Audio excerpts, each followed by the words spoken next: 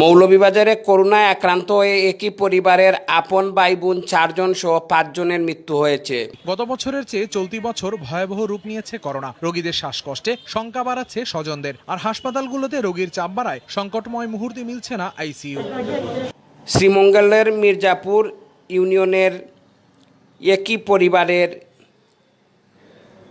বেনু ভট্টাচার্য 62 গতরাত 12:30টার দিকে মারা যান।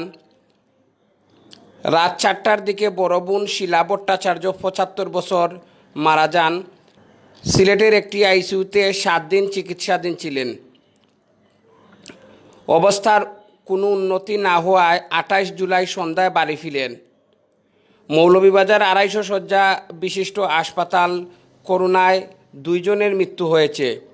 করোনা উপসর্গ নিয়ে ভোর 5টায় শ্রীমঙ্গলের সিরাজনগর গ্রামের আলিয়া খাতুন 35 বছর ও সকাল 7:30টায় রাজনগর উপজেলার সাকেরা চা বাগান এলাকার মিনতি দেব 60 বছর মারা যান।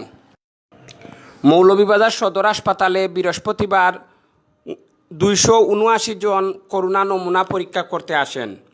মৌলভীবাজার সদর হাসপাতালে স্বেচ্ছাসেবী টিম হিসাবে সেখানে দায়িত্ব পালন করে স্বপ্নের ঢেউ সমাজ কল্যাণ সংস্থার স্বেচ্ছাসেবীরা।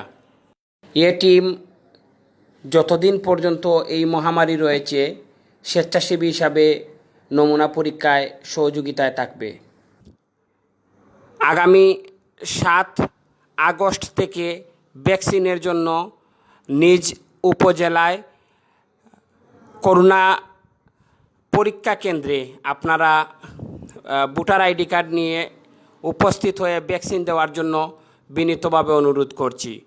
মৌলভীবাজার 250 শয্যা হাসপাতাল পরিদর্শন করেন মৌলভীবাজার 3 আসনের সংসদ সদস্য জনাব নেসার আহমদ, মৌলভীবাজার জেলা পরিষদের চেয়ারম্যান আলহাজ মিসবাউর রহমান, মৌলভীবাজার পৌরসভার মেয়র আলহাজ ফজলুর রহমান। সবাই ঘরে থাকুন, সুস্থ থাকুন, নিরাপদে থাকুন।